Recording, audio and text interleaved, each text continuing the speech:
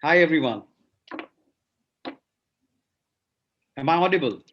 Yes, so you're audible. Yes. Okay. Uh, Firstly, I want to thank everyone out there, the management, the faculty, the students of SRCC, and the Human Resource Development Cell to give this opportunity. This is an absolutely amazing opportunity to interact with people like you. You are the new generation. The future is completely resting on you. So today, I just want to share a little bit about my journey. You know, all the way till here. It's been an interesting one. Perhaps it might resonate with so many out there.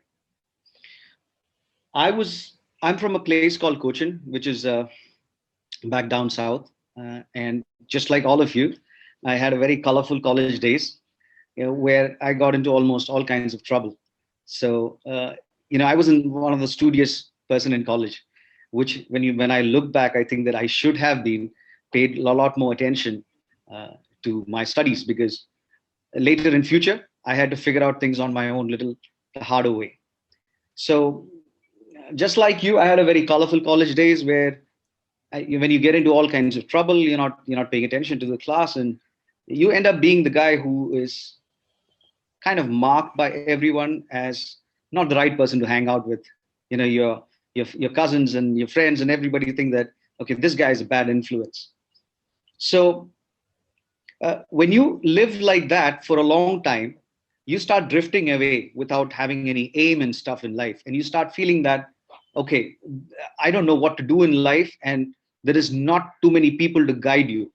So that's when you are so lost in life, at some point you start realizing life is not to be wasted. So you start thinking on what to do. So I found that perhaps the way to serve the nation, join the army, would be a nice way to redeem myself from all the wrongs that I've done, and it's going to give me some purpose. So I enrolled in the army, and it wasn't an easy thing, because again, it was told that to join the army there are all these SSB and all these coaching classes and stuff, which one of the things that I couldn't do was, it was not affordable for me. My mom was a nurse, and my dad used to fix TVs and VCRs back in the days. So there wasn't much of means to do anything that is extra. But however, if you have the will to do something in life, eh, and if you fix your focus on that, you will achieve it. I never had any coaching. I had never had anything. I never knew what sort of questions they would ask in SSB. So I kind of went to a friend of mine who had gone to SSB just a little bit prior, in Bangalore SSB, and I asked him, what did they ask? And he said just one thing: come what may, just stay positive. And I was a guy who was always positive. Whenever you get into trouble, you're always trying to get out of trouble. The only way to get out of trouble is to stay positive. You always have to think how to get out of any issue. So having been on the street for a long time, I was anywhere. I had formed this psyche in my head that nothing can stop me, that kind of attitude. So I went for the SSB and I cleared it on the first attempt. It was pretty interesting that I never thought anything other than just representing myself in the honest and truest fashion there. Because people there in SSB are pretty smart. They are people who are combatants. They've seen the world. So there is no point in trying to pretend something else. So I just went and I kept a very positive mind, and I went there and I got into the army.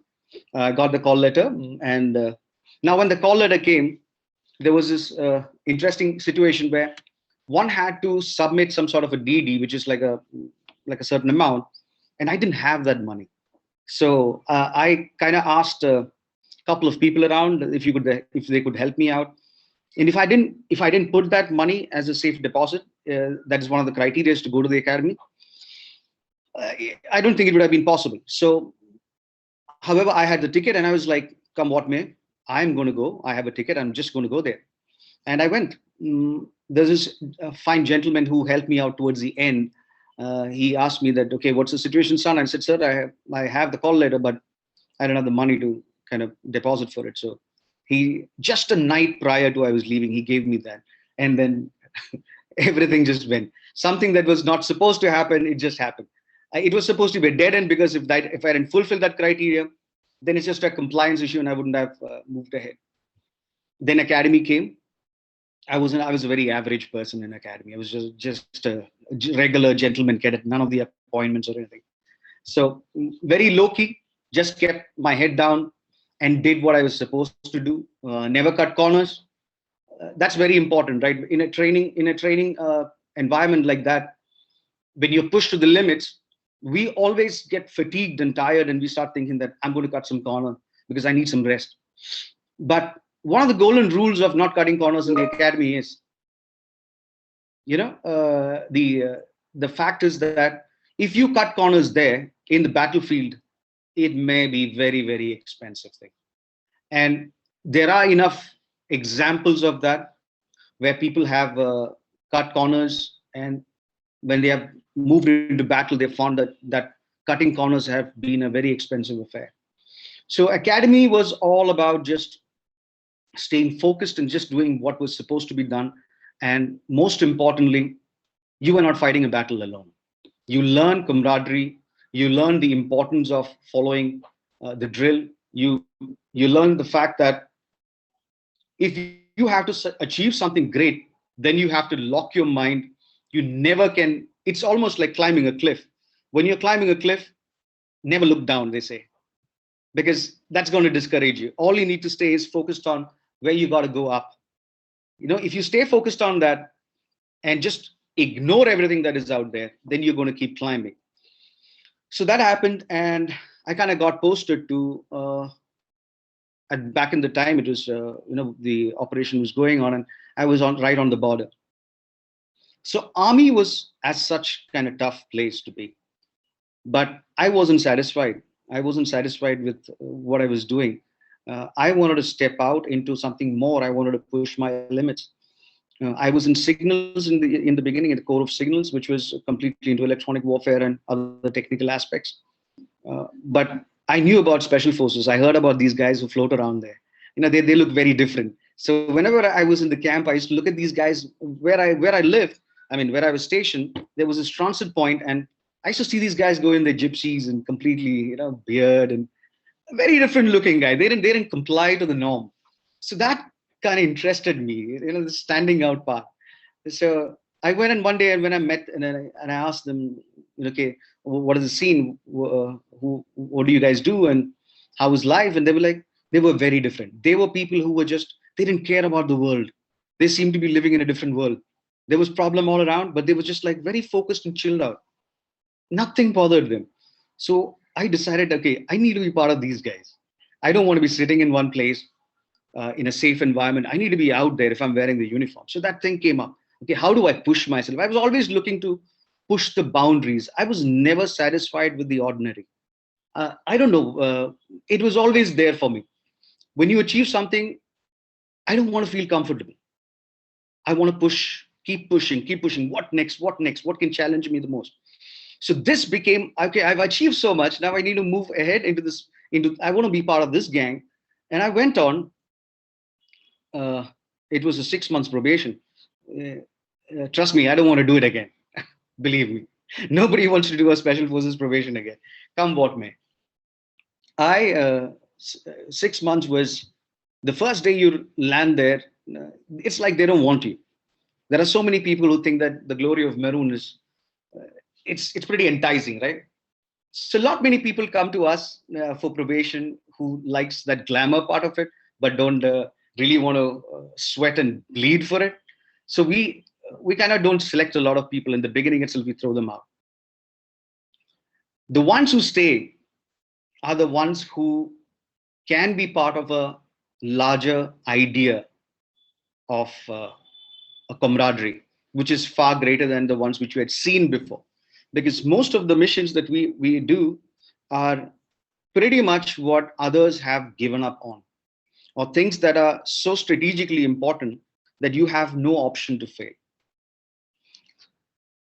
We operate in small teams.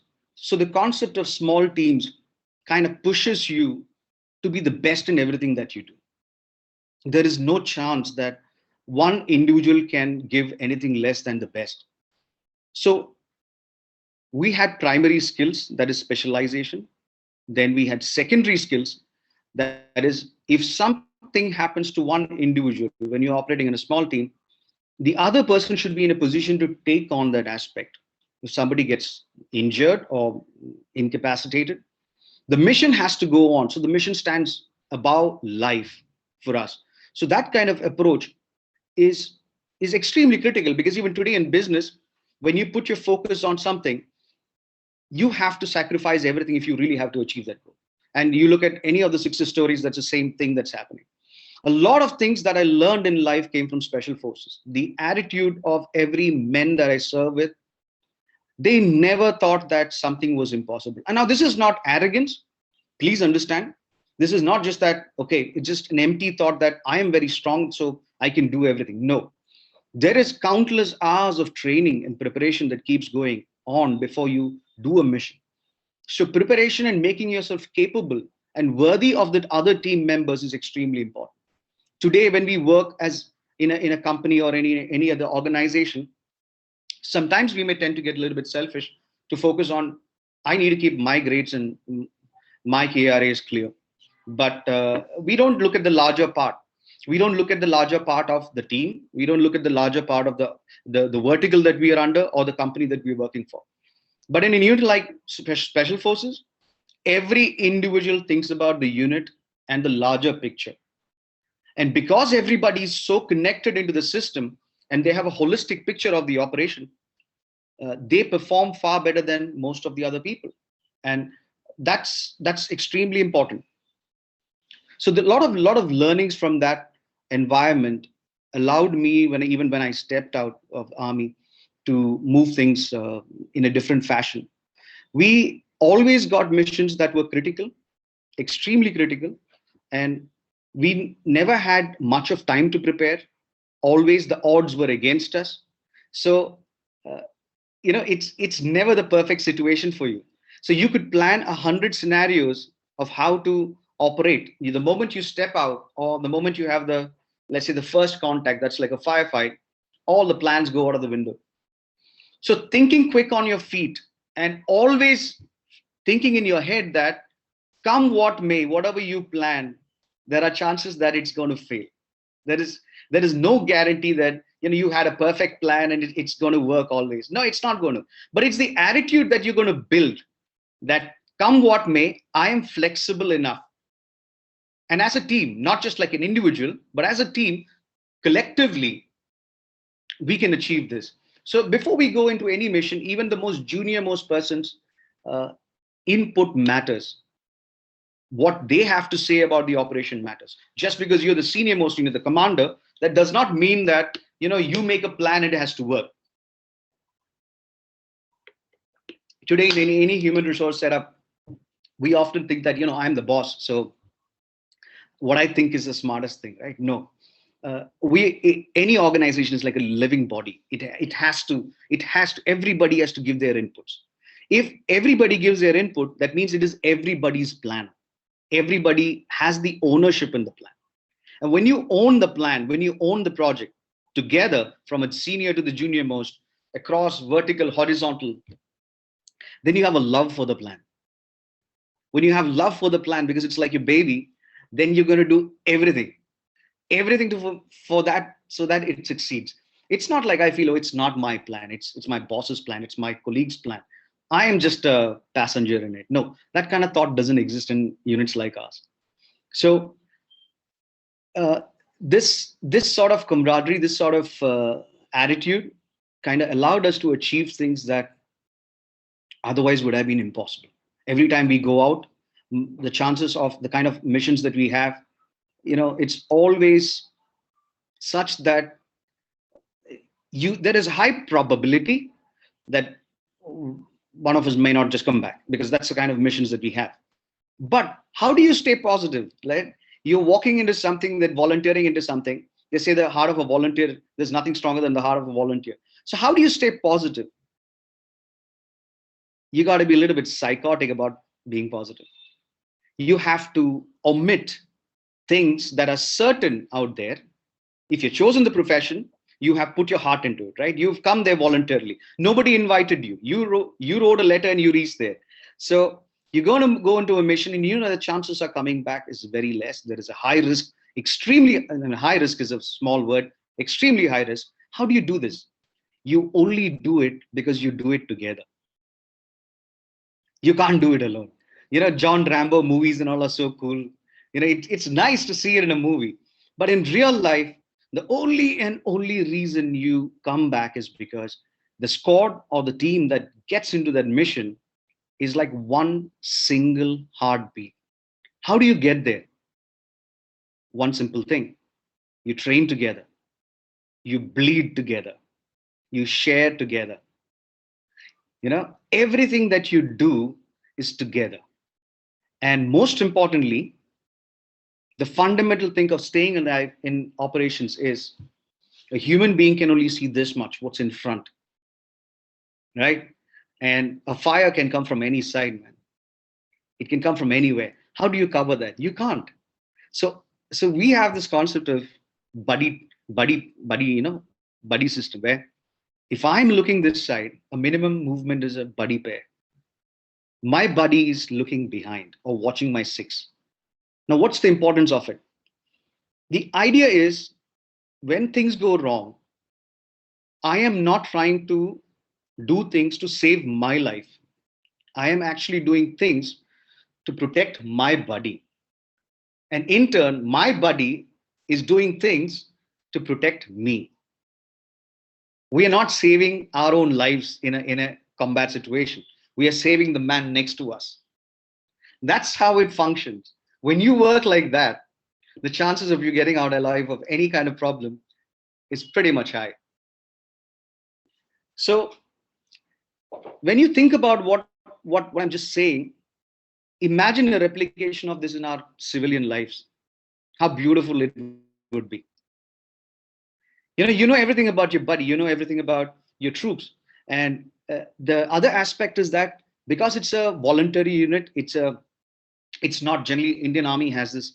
You have Sikh regiments, you have Maratha regiments, where people from a certain area or a martial clan are the larger number of people in that. It's from a particular place. But in unit like ours, one of the biggest blessing is we have people from all over the world, all over the country, everywhere, every state. So the other thing that you get to learn is we see our larger India. How many of you have friends from all states? Think about it. How many of you have friends whom you know about their families, their culture, the nuances of how they live, what they like, how they speak? I was blessed that I knew people from all over the state, from the remotest places, from the big cities to the remotest corners, people from all over. So when you live together, you see what India is made of. I think that's one of the biggest achievements of being in the army. Every India becomes so familiar to you. Every place becomes your backyard. And even if, let's say, even if you've never been to, let's say, Northeast or Kashmir or anywhere for that matter, it doesn't feel alien to you because it's like home to you because you have a buddy who's from there. So that the entirety of that religious tolerance, that part, understanding India is not about what religion or caste or creed. When you fight together, it's the same blood. It's the same feeling. There is no difference. And it's sad to see outside these titles do exist and people talk about it. And as youth, I think it's extremely important that you can change this mentality. It's been there for a very long time. But today we look around and we see so much of speech and conversations on social media. It's disturbing. So it's important to get out of it and build a stronger country, build a more tolerant country. So my journey moved on from there, and I stepped out, short service. I stepped out. Now it was like the real world. That was a different, as a control, and I thought that was chaotic. But I found that the civil world is actually more complex and chaotic. For the longest time, it was very hard for me to adjust to having spent too long in the jungles and the mountain. Seeing so much colors itself is very, very difficult. It's a burst of experiences. Uh, it was hard to figure things out. Now, this is like having a second life. So initially, I was a musician long back in college. I was into death metal and stuff. Then army happened. Then I thought, okay, this is going to be my life. And then suddenly that ends, and then you move on to the civil world, and this is a big thing. This is totally different. I didn't know what to do, to be frank. I had no idea how to go about it. Neither did I have much of money in my hand. So the smartest thing I did is I moved and I picked up a job, and I learned a few things. And I started this company 10 years back.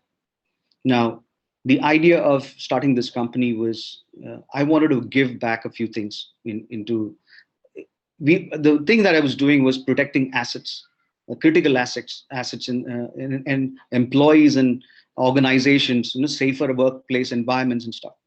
So we started from a very physical security standpoint of advising companies, but then we scaled up to electronic, and then we quickly realized that data is the next biggest thing. Because if you had to protect someone, as if you're an advisor, you had to move with changing times. And we kind of adopted to data science and AI much before into risk consulting than most of the people did. So why I'm emphasizing on this point is that today most of the risk consulting companies are planning to get into it, or rather getting into it. But we were doing it many years before. So foreseeing the future is also very important. When you are in a business, when you're in anything, if you keep your ears to the floor, it's very, very easy. If you keep your eyes on what the markets are changing, it will really tell you where you have to go. So data was a big thing, and we moved on to that space. Today, as a company, we have a kind of a rebellious HR policy.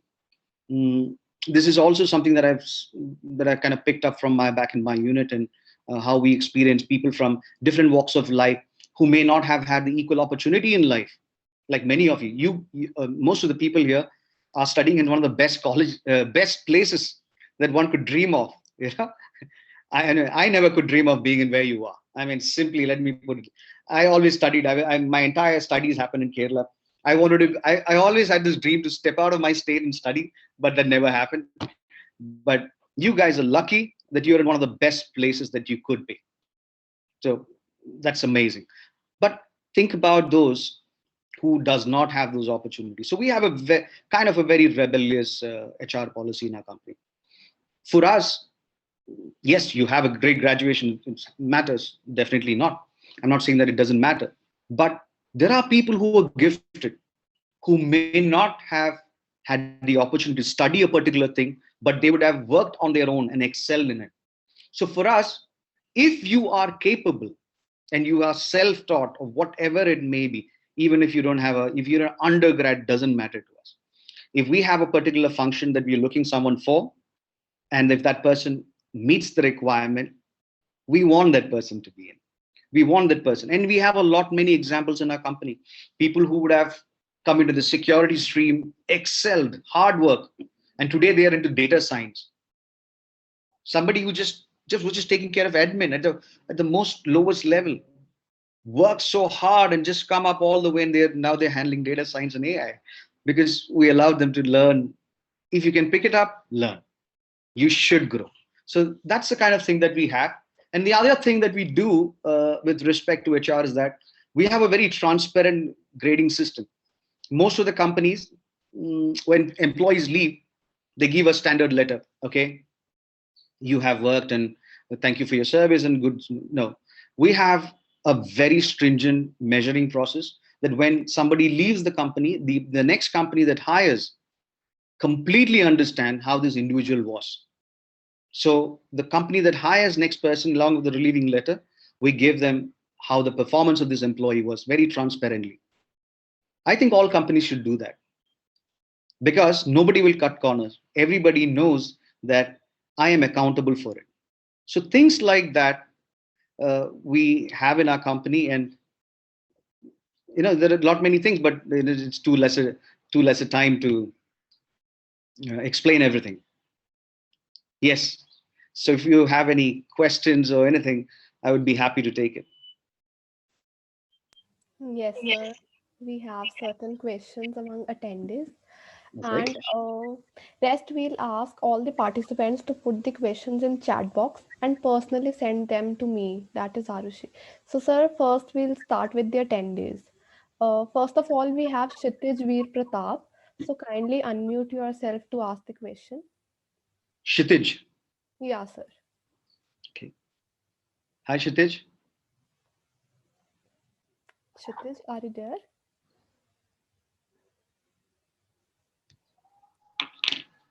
Hello, sir. Good afternoon. Hey, Like good afternoon. it was a really fascinating and interesting session with you. Like I got to know about a perspective of a captain. Like it was a new thing for me, and it was like very interesting to me. Thank It you. was. As of my question, I want to know how exactly a special force is different from other regiment. Okay. So I'll try to make this quick. All right. Yeah. So this is like a crash course for the armed forces, what it exists now, since so many young people exist in this forum. Uh, the queen of the battle for any army in the world is the infantry, the foot soldiers. Okay, they do the hardest job. Everything that in the army that exists is to support them. You have the big guns, the tanks, and everything, because you don't declare that you won the war till people go on ground and capture it. Put your own flag. That's when you have completely have the navy and the air force that exist. Everybody is trying to support this objective of the nation, so that in the end we may be able to send our troops and capture it. Now, those regiments, especially in the Indian Army, are they take on these tasks at a brigade or a larger level. The objectives are at that level, so they move and operate at that level. Special forces is sort of a, a unit that is not deployed for everything. It is directly under the highest commander of the theater. Kshitij, you get that? Yes, sir. Getting it. Okay, so firstly, it's a very small unit.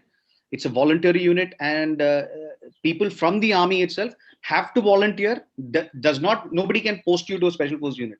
Unlike you can get posted to an NSG or any of those other places, you cannot get posted. You have to volunteer by yourself. I want to go there for a probation. So at my time, it was 180 days, 6 months of probation. Then we may take, let's say, out of 100, we may take 2 or 3 people. Perhaps we may wash them out. We don't just take people just like that. You need a certain certain team player attitude. You have got to forget yourself. You got to kind of see the mission and stuff much more bigger than that. Special forces are used by the highest tactical commanders to achieve certain objectives that are impossible to achieve by sending a large force. So you need a very specialized team, let's say, to secure certain objectives. It could be behind enemy lines mostly. It could be that. Then you got to secure a bridge or blow a bridge or capture someone or whatever it may be. Neutralize threats that may, if left unattended, be a bigger problem for your country. So they do their missions like that. Because we have to go to any place in the world, we also have to be trained to be inserted by different means, that is by air, by land, and by sea. So you are giving more specialization to these people, right? The missions are very, very different. You go in small teams, you go stealth, you hit hard and come back.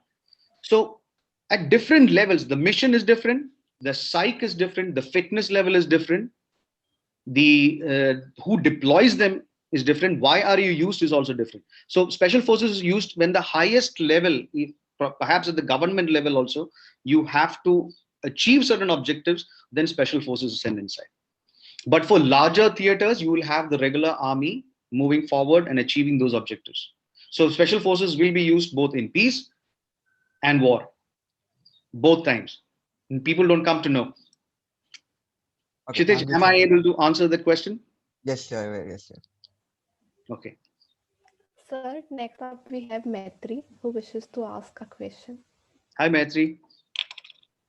Good afternoon, sir. Good afternoon. Okay, sir. I'm Maitri, and my question for you is like we've seen the attention that was garnered by the 2016 surgical strike. So, sir, was this the first time India was doing something like this? And as a former operator, what's your viewpoint on this? On which part? Sensitive question. Which part? You mean the surgical strike part? Maitri, you there?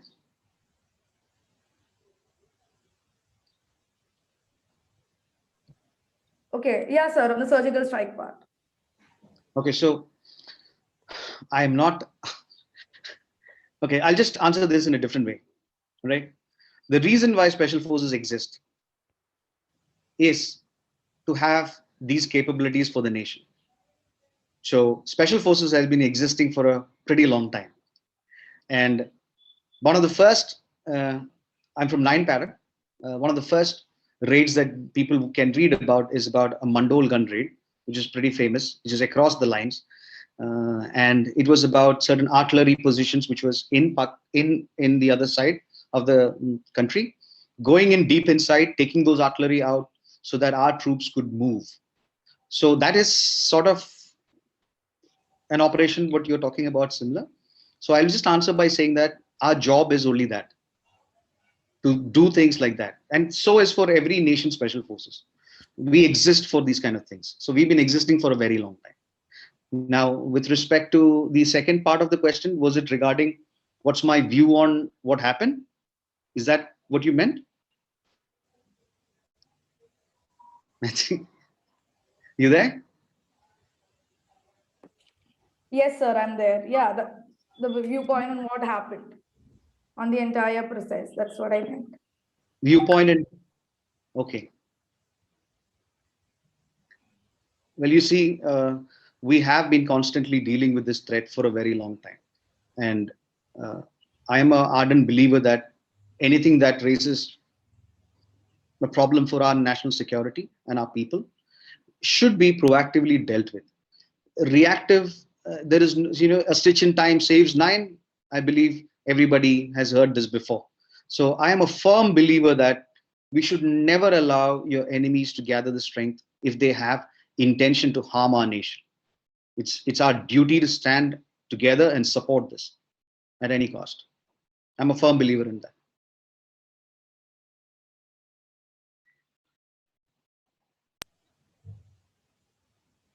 Would that answer your question?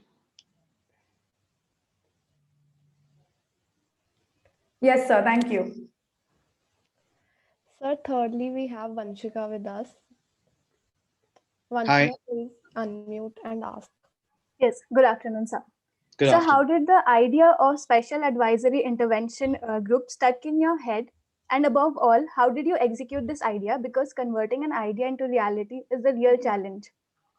Oh, thank you.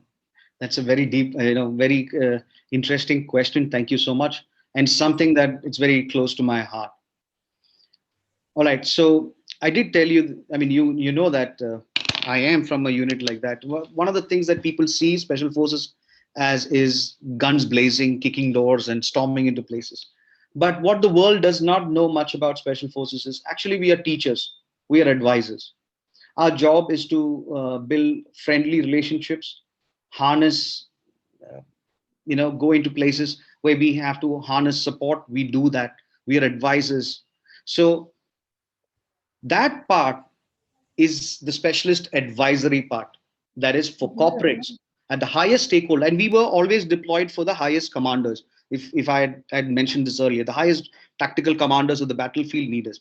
Similarly, in the corporate, stakeholders, shareholders at their level, they focus on their business and they need their risks to be handled, but they need trusted advisors alongside them. So the specialist advisory part is that we had a lot of skill sets that we acquired over the period of time, me and my team. We wanted to translate that so that the corporates could also be protected and be advised that we are seeing issues. The bad guys are increasingly not targeting military, but they're targeting civilians and infrastructure. And we've seen that in the past. So our mission was to bring that learning into the corporate so that cutting edge methodologies, technologies, and attitude could be brought in, because generally the corporate had a very laid back approach when it comes to security. It's a very reactive than proactive. Unfortunately, that has cost a lot of life and limb. Now that attitude is changing. So we wanted to bring that idea. But this idea was great. It was not easy to implement.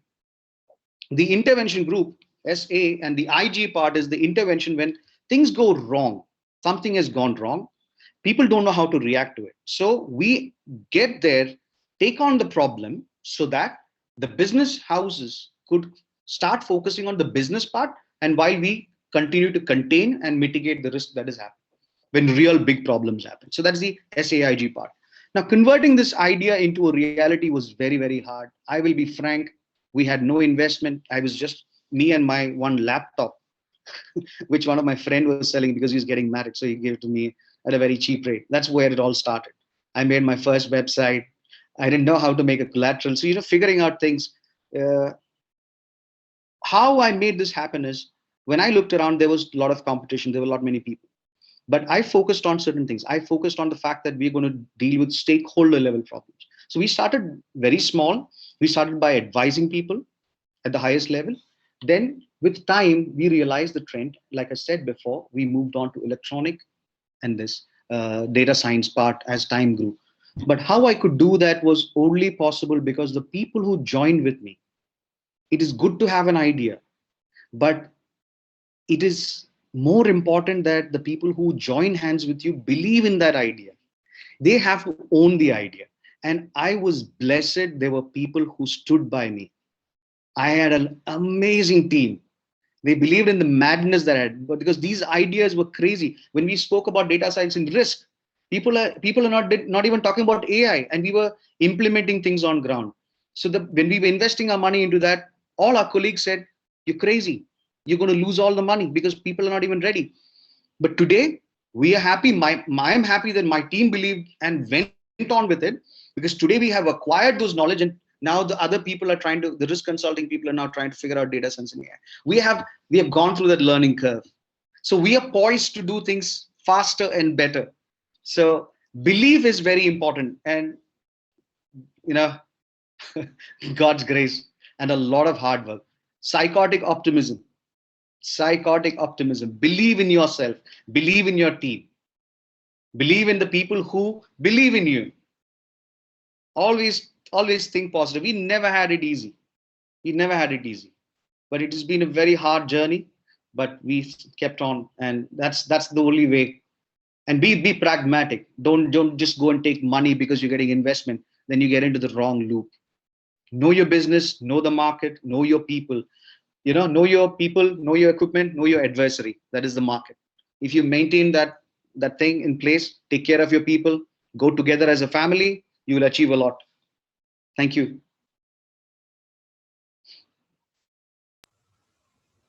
It was answered very nicely, sir.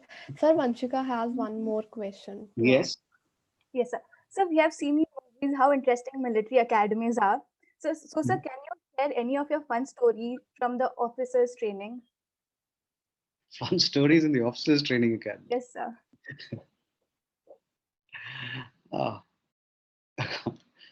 I really can't recollect something from the fun story from the academy much, because there's always been some problem or the other.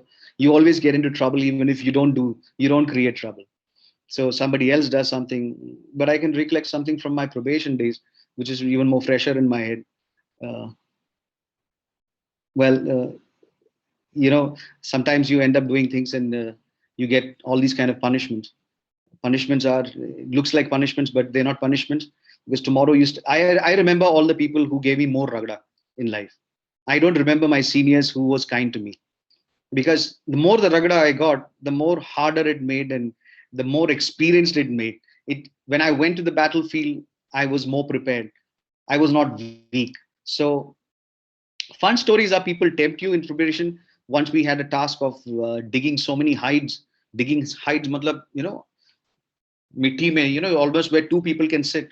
The entire week we were doing this, and with no shovels and all, just the mess tin, just a little bartan type thing which we carry, aluminum one, and we had to dig the entire 2 weeks. We made a couple of hides, but towards the end, then one of our paratroopers came and asked if they could offer some help. But that's a sort of a tempting thing. But at that time, you're pretty much exhausted. But somehow I managed to fight that off, and this was all started because of we got late for the PT. Please understand that. I didn't even get late. There was a buddy of mine. He slept off little, little, like close to like 20, 30 seconds. He got late. And for one entire week, because of him, we had to do it. But that's okay. And that's not the only thing. We had to run up the mountain, down a couple of times, non-stop, no sleep for 1 week, and keep digging. So somebody else can get you into trouble too. But you could also do something wrong and he would save you. So it's okay. It's kind of get compensated. So there are so many issues like that.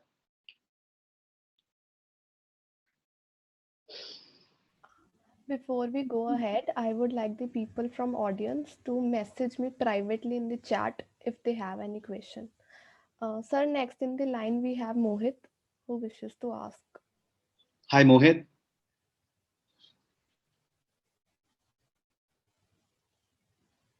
Mohit? Good afternoon, sir. Good afternoon, Mohit. Sir, it was really an amazing session, and your smile, it's really very good. It gives very positive vibe. Thank you. Thank you so much, brother. Where are you? I can't see you. Sir, I am here. Okay, I Can have you to see like it now? scroll through. I had to scroll through people. Okay. So, Okay. sir, Yeah. sir, there are around 28 countries which have made it compulsory for the people to serve in their army, like Okay. in Brazil, Iran, Israel, Russia, North Korea. So, sir, my question is that should every citizen be made to serve in their forces? What's your opinion?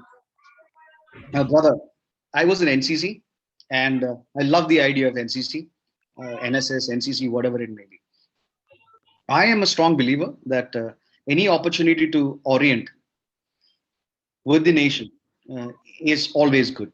Now, countries that you just mentioned have a very strong patriotic feeling because one thing binds all of them to. I know it. I can see you now. Hey, great. So countries, you take any of these countries, right?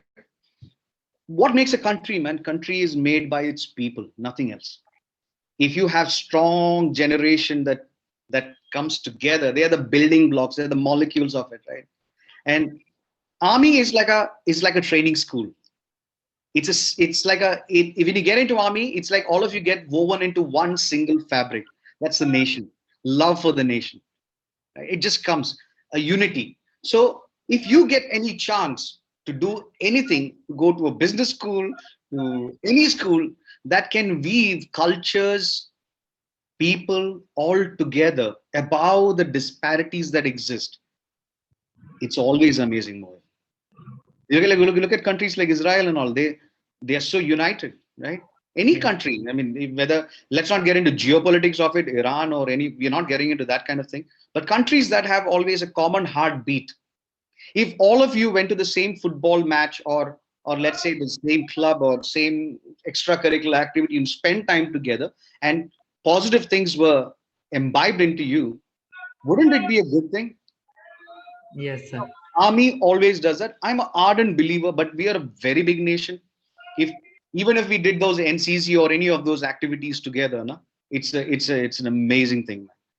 Secondly, army strengthens you. Like you've come to a great institution to study. I'm certain that when you came in, you were not so capable. But when you pass out of this place, you're going to be like a explosive thing. It's just going to transform you. Similarly, an organization like Army always and always gives that respect to the land, teaches you those basics. It teaches you fundamental things like appreciating a garam cup, yaar, a cup chai.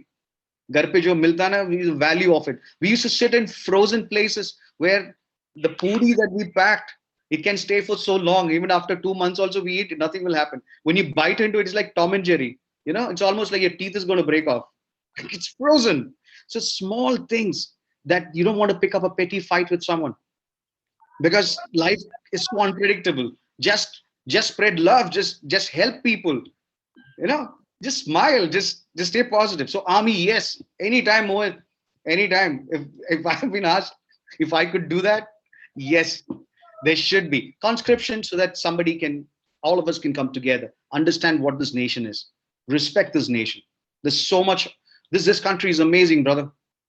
This country is amazing. People don't understand the value. Yes, we have elements that are chaotic, But the idea is not to feed that chaos. The idea as youth is to focus on the right thing, question the right things. If you make a problem for everything, then you're a troublemaker. But if you stand for certain things, if you're standing for something, then research about it, understand both the perspective, then get into it. Don't just get jumpy because you got a social media and you said, oh, I feel this way. And trust me, in hindsight, after a few years, you'll think, oh, what a foolish thing for me to comment like that. The truth was something else. So if you're not certain, don't spread rumors, don't endorse things. Research, understand, help people, love people. So Mohit, I am always up for that. Okay, sir. Thank you, sir. Sir, next we have Harsh with us. Harsh. Yeah. Good afternoon, sir. Good afternoon, buddy.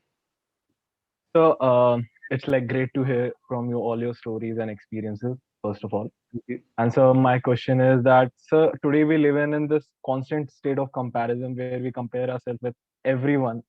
Like in my like talking about my time, it's like we see people on social media showing their best side. So, sir, can you advise how to broaden our mindset and how to be mentally tough regarding these things? So Harsh, could you just help me understand a single point or some example?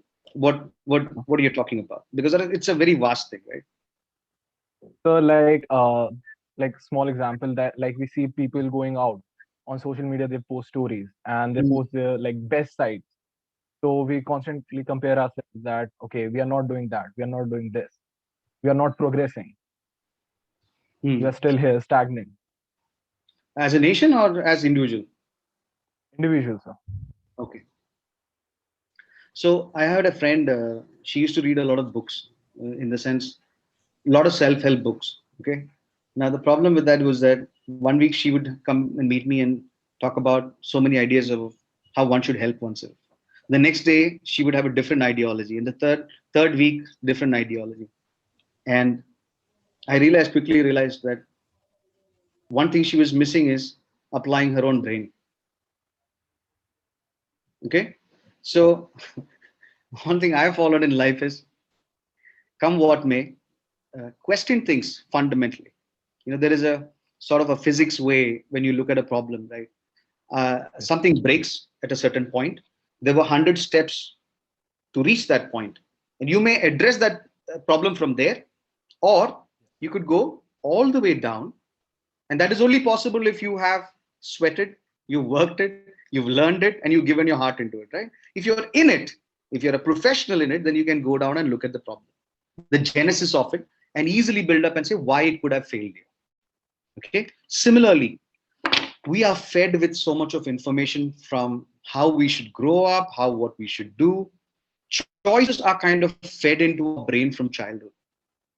Very little freedom is given. I don't want to sound controversial, but I agree that I firmly believe that come what may, not everyone who loves and cares for you may be an expert in this particular subject that you're seeking advice on, right? So I always go back. I'll give you an example. If I hear a piece of news, I would hear it in CNN, I would hear it in BBC, because it's a British view, one is an American view. I would go and look at Al Jazeera, the same news, and I would go to Russia Today and probably go to the Southeast Asian channels and see how these people are speaking. And if we are switched on, I can see that why they said something in a particular way and why these people. Why? Because they have other geopolitical interests, right? So we are all blessed with the ability to research on things. You all are some of the brightest minds in this country. Where you're sitting now, only I have been told that only that a tiny fraction of human beings can get into this college, which I've been told, right? So you're at the top level, and it doesn't have to be the smartest thing. It's always commonsensical. Okay. Never get influenced by things. Anything that is there out there to entice you like a fish hook, make you jump and click and post things. It's always crafted. Now I can tell this because we are a company that understands this world of social intelligence and how people operate, whether it's elections in different countries where a mindset of people. So you all need to be wary of the fact that, imagine this, you have an ideology. On the left side there is a fence, and on the right side, that is the complete opposite of it. People who want to change your mind, when I'm talking about social operations, digital operations that organizations or countries can do to their people, what they would do is they would target certain things that from your social media feeds and your characteristics, if you're on their side, they would reinforce you at a very microscopic level. And if you're on the fence, they would want you to come to them. It will be a totally different thing targeted, right? And if you're on the other side, then you're totally opposite view. So they can't just immediately pull you here. So they would slowly make you creep up, creep up, creep up, get you onto the fence, feed you something else, and so that you'll just fall off. Now, this is exactly what's happening in marketing. This is exactly what's happening in any of the campaigns out there. People who have mind know what you do, and they will change your mind. And you don't even realize that's what advertising people do too. So you need to be aware of the amount of technology that exists out there. And secondly, you need to be somebody who questions things. Please, for God's sake, don't just push the button. You risk two things. One, it might be a false thing. Second, you might look like a complete fool. Somebody may just think that, oh, till yesterday I thought this person was cool, now this person looks like a fool, right? You don't want that. Your online reputation is very, very important. Why? In the future, people are not going to have interviews, trust me. Who you are is already understood, and it's going to be a norm, just like your transfer certificate, that how you behave digitally is going to be footprinted to portray a character. And anything that harms anyone's sentiment, please be careful. There is a high probability it is put out there with intention to divide. All right. And fundamentally, guys, let's not spread hatred, no? Come what may. If you have a strong view about anything, be reserved. Nobody wants to know your view. You practice it within your house, right? Within your own little space. Don't enforce it on people, right? So just find, when you see a smoke, stay away. If you have a strong feeling about it, and I'm not saying that keep quiet about issues. No, don't do that. You guys need to be the voice. But before being that voice, know what you're standing for. At least research. You don't go into an exam without understanding things, right? So it's like an exam. So please understand you have the power to change things. So please use it responsibly. It's one of the things that we have to also remember as operatives. Even when we hold a weapon and you're in a place where you have so much power in your hand, the biggest thing that you don't do things wrong. You are there, you have the power, it's to protect. True power is in protecting and not punishing. So don't do actions that can be a punishment for someone. Be responsible. All right? And when you find friends who do that, educate them. Make that change. You can influence the world. I keep telling my friends, whoever is doing this activity, come on, don't do that. It's a irresponsible thing to do. Don't spread hatred. Yeah, spread love. Be happy. Indeed, sir. Thank you, sir. Thank you, Arish. Sir, lastly, we have Sanchit Garg among the attendees who wishes to ask. Yeah, good afternoon, sir.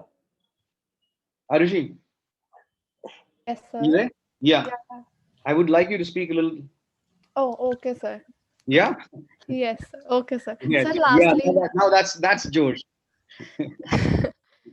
sir, lastly, we have Sanchit Garg among the attendees who wishes to ask. Thank you. Yeah, Now I heard you. Yeah. Yes. good afternoon, sir. Good afternoon. Yeah. So, as you mentioned, you follow quite a different HR policies in your organization, and Yes. human resources are like one of the most complex assets. Our society, being an HR society, would love to know that how can I manage my team at HRDC more efficiently? Okay. Human resource is the only asset. The rest is all things that can come and go, buddy. If there is anything I've learned in my life, it's the people. If you don't have that, you have nothing. You could own multi-million-dollar technology, but it is of no use. So, and that comes from special forces. That learning is clearly from the army and from special forces. For us, we believe that everything that we have achieved is only because of our people. So when you have that very innate understanding about why this heart beats, you're not going to mess up with that. One needs to be kind in the organization to allow people, encourage people.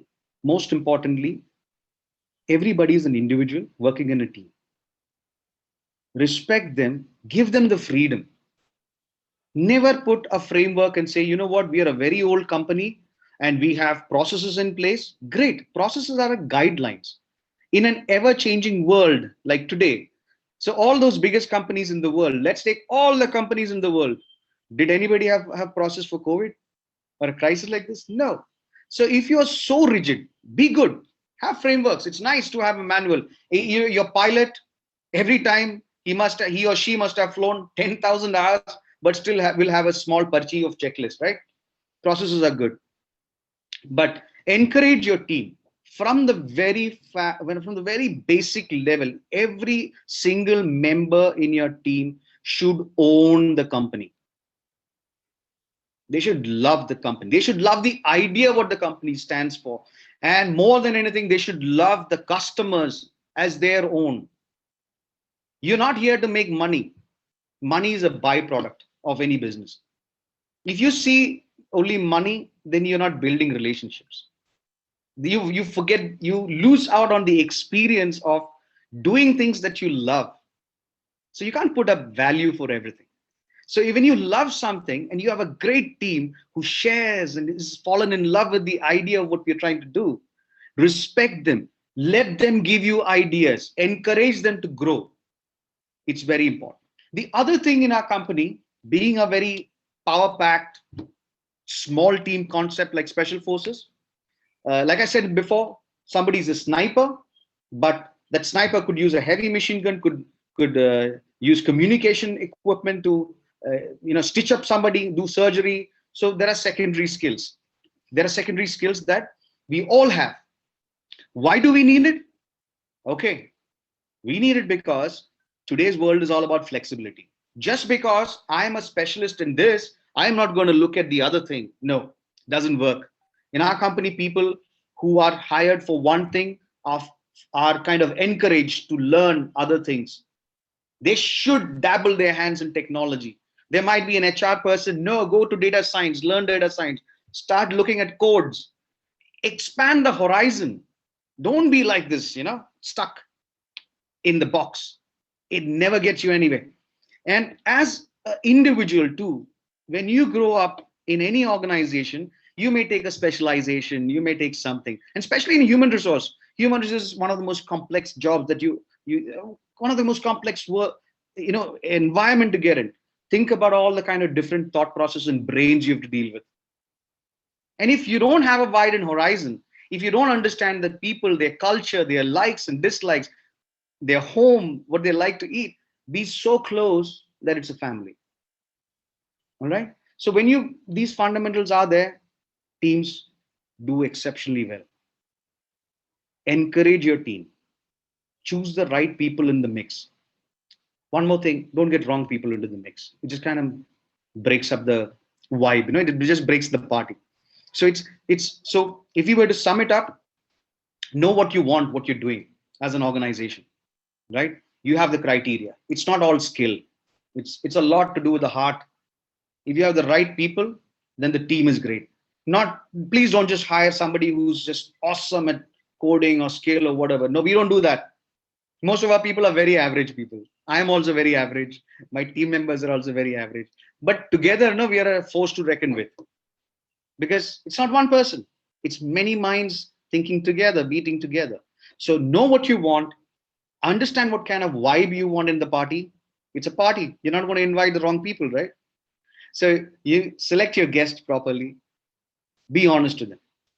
Half the time in HR meetings or interviews, what happens is, there is a format. Let's ask a few questions and get done with. That's all I need to know. I just need to fulfill my job. No. You are, let's say tomorrow you become a big HR director of an organization. Can you imagine that? You are the gatekeeper. If you mess up, you're going to have wrong people in the party. So what you're doing is, you're like this, what's that Thor movie, that Heimdall? You have to see the right person to let in. And if you mess up on that, then you're done. You're gonna mess up your company, you're gonna mess up your team. Right? And give them the right chance. Don't go by just because, okay, certificate nahi hai. Resume, one of the things is that they force you to write resumes which look eye catchy. Why? Because we are so busy. If it doesn't catch our eyes, we're going to put it into the dustbin. All right. Most of my interviews are in a bar or a restaurant where people are real. That's what we do. We chill. We don't want to talk in an environment which is conventional. We want the real person. So make an effort to know the real person behind those resumes, and you'll be surprised. Some of the best people didn't have a resume. So keep that human touch. Don't lose the human touch. It's human resource management. Yeah. For God's sake. If you don't have that in your heart, then all your learnings are waste. It's just a certificate that decorates. Okay, you can put it out there and be this rigid person. No fun. No fun. All right. Yeah. Thank you, sir. Thank you, sir.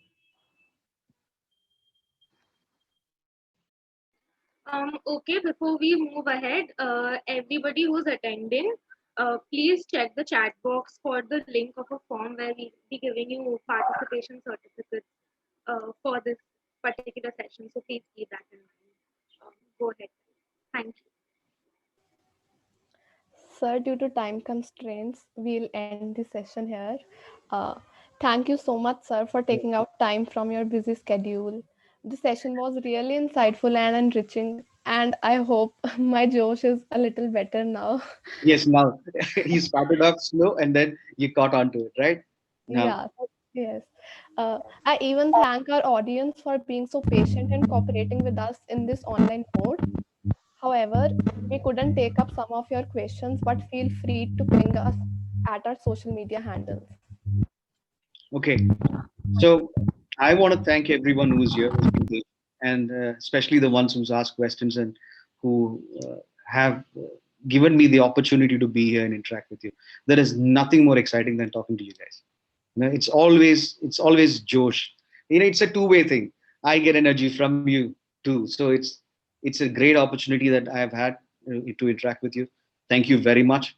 Just a small note, leaving whatever you do for the future, do it with the right sense of ethics in mind. Because tomorrow is going to be a future where what we design today is going to get into the systems that of tomorrow. I'm particularly talking about machines and AI and stuff. Wherever you go, keep your ethical values very, very high. A wrong seed today can be a problem tomorrow. Okay, so as torchbearers, do the right thing, spread the right thing, and wherever you see wrong, try to mitigate it. All right, have a compassionate heart, always help people, and always understand that as a nation, we need to stand together and we need to hold hands for people who are not that much as capable as you are. You are blessed, you got an opportunity. Like I said, true power is in helping. Be that bigger person. Okay? Thank you. Thank you, everyone. Thank you so much, sir. Request at the end, since you have talked about Josh so many times, so like we would love to hear the dialogue from you. How's your Josh? And we would love to end up on a Joshful note. So Yeah, so if I scream, are you all going to scream with me if I ask you? Yeah? Okay, my speaker should burst, okay? How's the Josh? Hi, sir. Yes, sir. Hi, sir. I can't hear you. How's the Josh? Hi, sir. Hi, sir. Quiet. Swati is like, Swati, I can see you. Oh, actually, at that time it got stuck. One last time. I need to hear everyone. Yeah? Yes, sir. How's the Josh? Hi, sir. Awesome, guys. Hi, sir. thank you you so much. Awesome, awesome. Thank you so much. I hope I get a chance to visit your place sometime. So We are we in would Delhi. love, sir, we would love you coming to our campus. I would love that too. So, are you back in campus or what's the deal? No, Before sir. we, As of now, nothing. There are speculation that maybe in April the college might open, but it is undecided. I hope you are able to enjoy the college because there's no fun in being in college and seeing in a sitting in a virtual environment for sure. College is the best time, the Yes. best time of your life. Nothing beats that. I miss those days. Thank you so much, all of you. I'll take your leave. God bless. Godspeed. Jai Hind. Thank you so much, sir. See you. Bye bye. Bye.